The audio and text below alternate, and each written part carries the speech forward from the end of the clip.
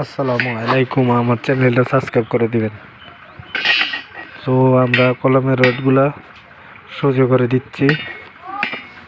সোজা না করে দিলে কলমগুলা খাড়া করলে আঁকা বাঁধার সময় আঁকা বাঁকা হয়ে যায়।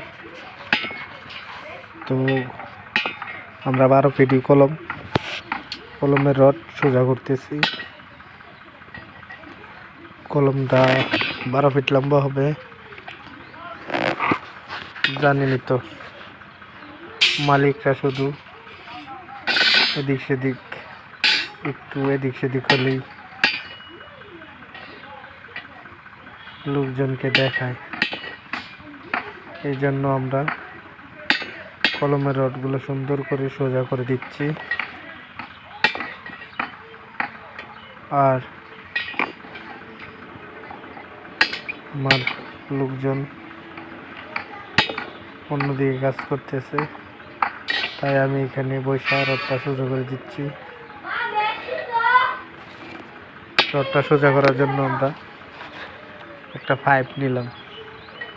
হাতুড় দিয়ে বাড়ি দিলে এক জায়গায় বেশি বাঁকা হয়ে যায়, আরেক জায়গায় একটু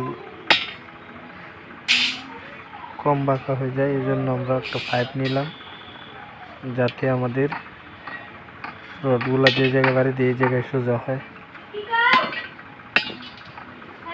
তো আপনারা সবাই আমার জন্য দোয়া করবেন আর আমার চ্যানেলটা সাবস্ক্রাইব করে দিবেন। আমি অনেক ক্লান্ত হয়ে গেছি রড সোজা করতে করতে, তাই